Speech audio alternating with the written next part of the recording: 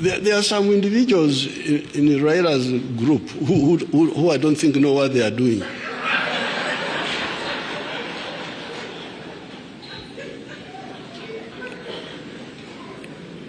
You know, I am a consumer of intelligence services. So I always see intelligence service reports. There's a character called BABU.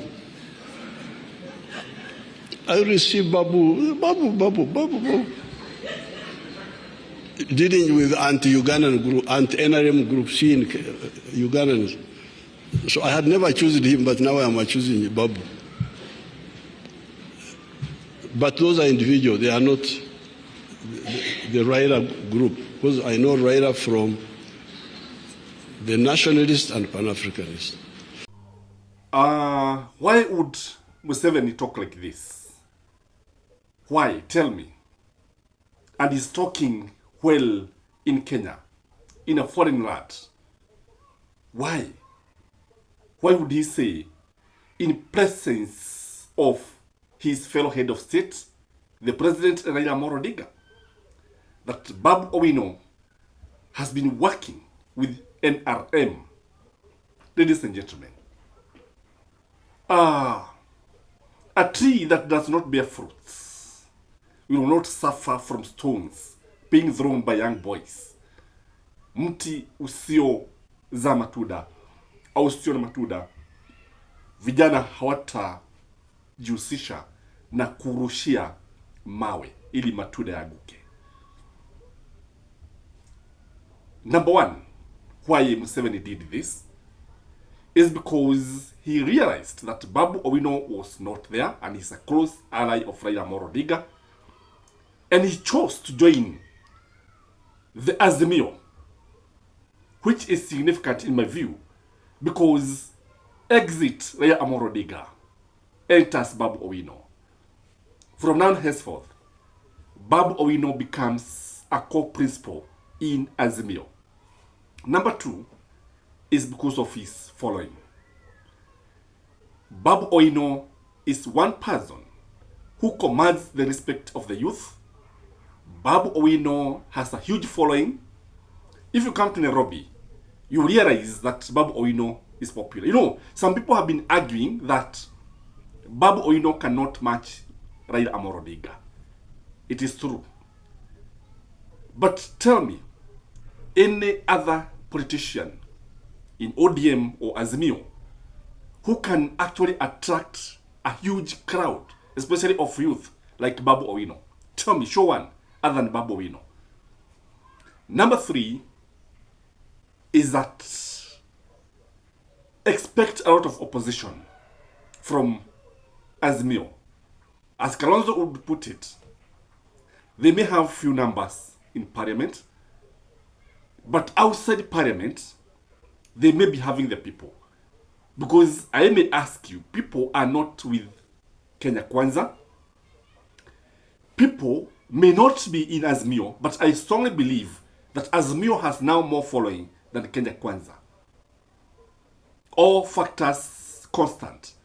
If you put Kalonzo here today and William Samoei Ruto here today, I can tell you, Kalonzo would win with a landslide. But where are the people? The people are with the Gen Z. I proposed in my yesterday video that Morara,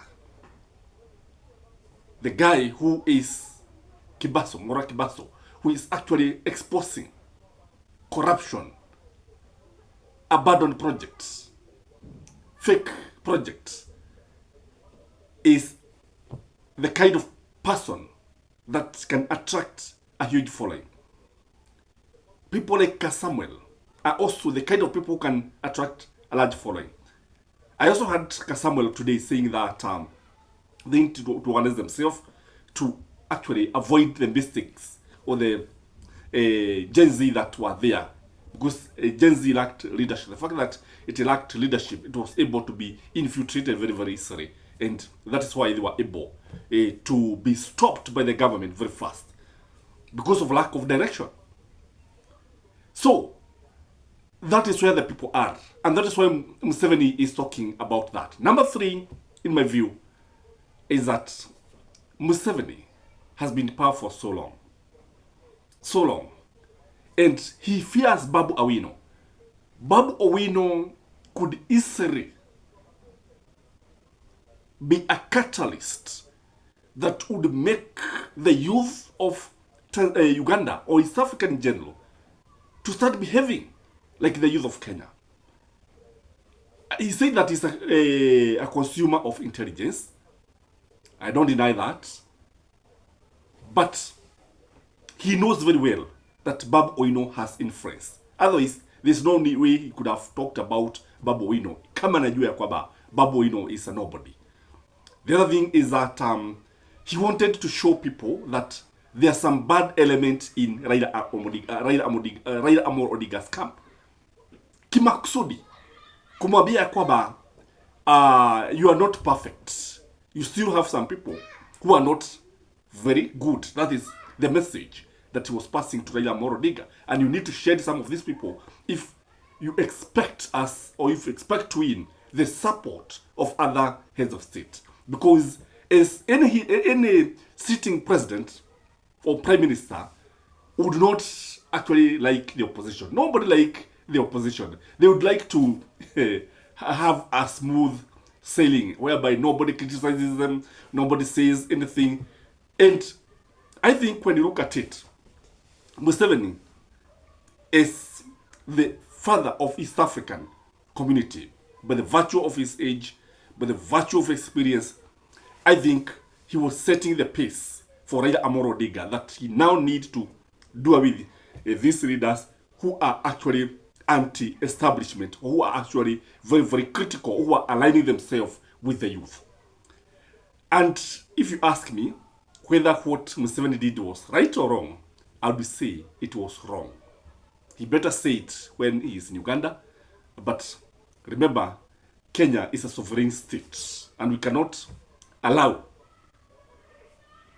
other African heads of state that when they come to Africa, when they come to our country, they start criticizing our leaders.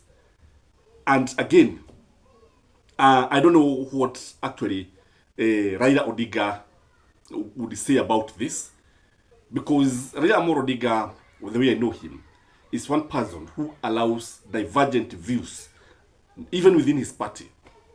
But I think the most important thing is how now the politics of this country is going to shape up, because what we are likely to see, we are likely to see the star of BABU Owino rising very, very, very fast. We are also likely to see BABU Owino holding various political rallies. No, I've always said that in politics, there are no vacuums. Once a leader exits, another one emerges. And that is why, when you look at Raila Odinga, because I think BABU Owino was very, very calculative. I think BABU Owino alijua vizuri sana kujipaga, and because he did not want to antagonize Raila Odinga before he exited politics, he had to wait for him to be unveiled as a candidate, and that is what motivated BABU Owino to move very, very fast and join Akina Kalonzo Musyoka. I think we are going to have very, very interesting times as new things unfold. Please remember to like the video, and if you have watched this video up to this point, know that I'm happy. Bye-bye.